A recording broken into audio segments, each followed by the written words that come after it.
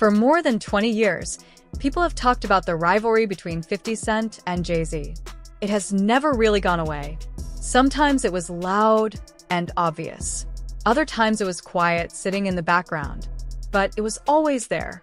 From the beginning, 50 Cent made it clear that he saw Jay-Z as competition. He did not hide that feeling. He did not soften it. He came into the music world bold, aggressive, and ready to challenge anyone at the top. Jay-Z was already a powerful name in hip-hop by the late 1990s. He had built a strong reputation, a loyal fan base, and a growing business empire. So when 50 showed up and started taking shots, people paid attention. One of the first major moments in their tension happened in 1999. That was when 50 Cent released a song called How to Rob.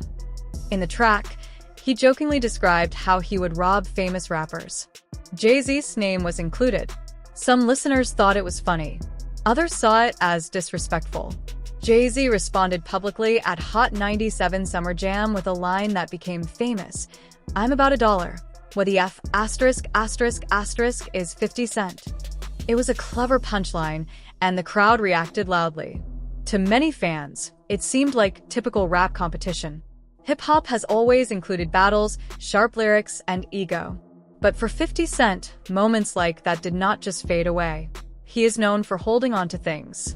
He remembers every slight. While some artists move on after a disagreement, 50 has a reputation for waiting. He watches. He listens. And when the time feels right, he speaks. Over the years, their relationship shifted. Sometimes it looked calm.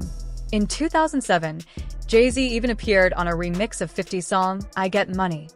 That collaboration surprised people. It suggested that maybe the rivalry had cooled down. Still, even on that track, Jay-Z made sure to remind everyone of his status in New York. There was always an undertone of competition between them. As time passed, both men grew in different directions. Jay-Z focused heavily on business. He expanded Roc Nation, invested in companies, and became known as a billionaire entrepreneur. He moved from street rap stories to boardrooms and corporate partnerships. His image became polished, controlled, and powerful. He positioned himself as a respected figure not just in music, but in American business culture. 50 Cent also built businesses, but his public personality stayed different. He remained outspoken. He joked online. He mocked other celebrities. He posted memes. He did not try to appear refined or diplomatic. Instead, he leaned into being unpredictable and direct. He often said exactly what was on his mind, even if it caused controversy. In 2017, when Jay-Z released his album 444, which was reflective and personal, 50 criticized it online. He described the music as something older, wealthy people would listen to on a golf course. That comment was more than a joke. It suggested that Jay-Z had changed too much. According to 50, Jay had become disconnected from the streets that helped build his image. Whether fans agreed or not, the remark planted doubt in some minds. The deeper tension between them has never been only about music. It has also been about power and influence. Jay-Z gained control over major spaces in the industry, including partnerships connected to the NFL and the Super Bowl halftime show. Reports later surfaced claiming that Jay-Z did not initially want 50 Cent to perform at the 2022 Super Bowl halftime show. According to those reports, Eminem insisted that 50 be included.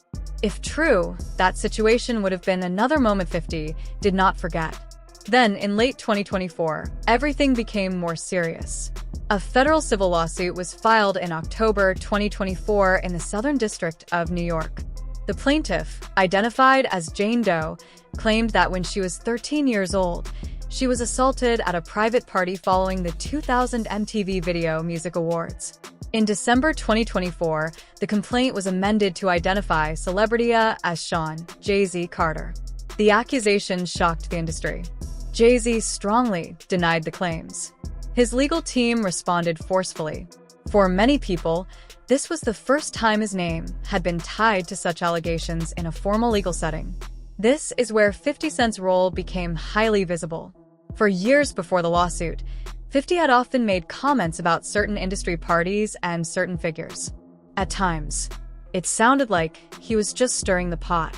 But when the lawsuit became public, some people looked back at his past comments differently. They began to wonder whether he had been hinting at something.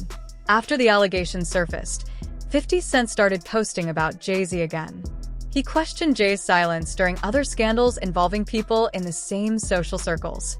In interviews, he said he found it interesting that Jay had stayed quiet while other figures were under investigation. He framed his comments as curiosity, but many saw strategy in his timing. One important detail involved Jay-Z's public statement. In response to the lawsuit, Jay said that if the claims were true, criminal charges should be filed. On the surface, that sounded like a strong challenge. However, 50 pointed out something significant. The alleged incident happened in 2000. Because of the statute of limitations, criminal charges for such a case would likely not be possible. By highlighting that fact, 50 suggested that Jay's statement was more about public relations than a real legal risk. That observation gave 50 an advantage in public conversation. He did not need to prove guilt. He only needed to raise questions. People began asking, did 50 Cent help create this situation? Did he influence the lawsuit? Available information says no. The timeline of the case predates his amplified commentary. There is no verified connection between him and the plaintiff's attorney.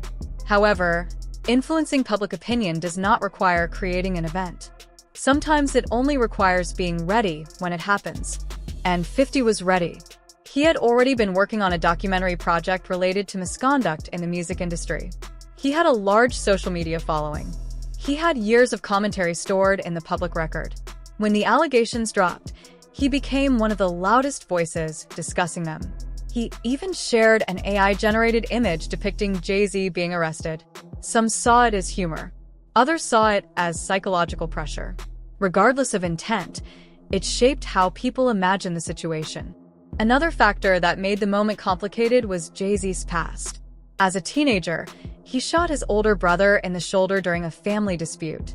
In 1999, he was involved in a stabbing incident at a Manhattan nightclub and later pleaded guilty to assault. Jay-Z has spoken about these events openly, explaining that they were part of a difficult environment he eventually left behind. Still, critics can point to that history and suggest a pattern of past violence. Meanwhile, 50 Cent has his own troubled history. He survived being shot 9 times. He has faced lawsuits and controversies. But he often presents himself as someone who openly admits his flaws rather than hiding them behind corporate branding. Whether that image is fully accurate or carefully crafted, it creates contrast. In February 2025, the lawsuit against Jay-Z was voluntarily dismissed with prejudice. That means it cannot be filed again.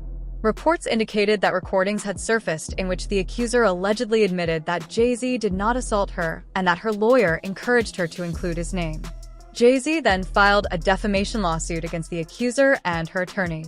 From a legal perspective, this was a major win for Jay-Z. But legal outcomes do not always erase public doubt. 50 Cent operates in what could be called the court of public opinion. In that arena, suspicion can linger even after cases are dismissed. The broader issue here is narrative control. Jay-Z built his legacy on excellence, discipline, and business success. He became hip-hop's first billionaire. He sits in meetings with executives and political leaders. He represents growth and transformation. 50 Cent represents something different. He thrives in chaos. He is comfortable in online arguments. He treats controversy as fuel. In today's social media environment, that approach often generates more attention than carefully written legal statements. In many ways, the two men are similar. Both came from poverty in New York. Both survived violence. Both expanded beyond music into business. Both think long-term, but they use different tools. Jay-Z builds influence quietly and protects it. 50 builds influence loudly and tests it in public. The question now is not whether 50 created the allegations. There is no evidence that he did. The real question is whether he successfully positioned himself as the storyteller when Jay-Z's reputation was tested. If the goal was to ensure that every accusation received maximum attention, then 50's strategy worked. He kept the spotlight on the situation. He reminded audiences of past conflicts. He highlighted inconsistencies. He made people talk.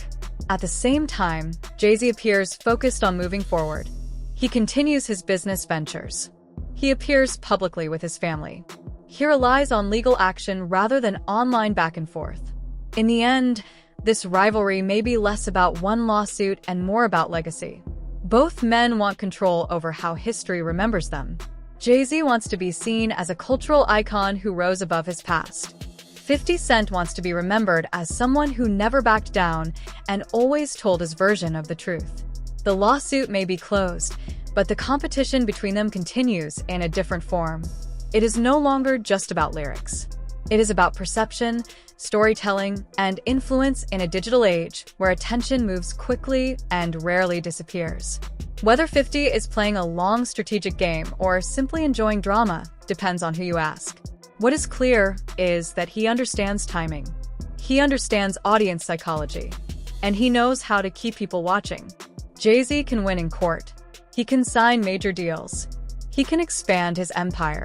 But he cannot completely control how stories about him spread online. And as long as 50 Cent has a platform, he will keep shaping those stories in his own way.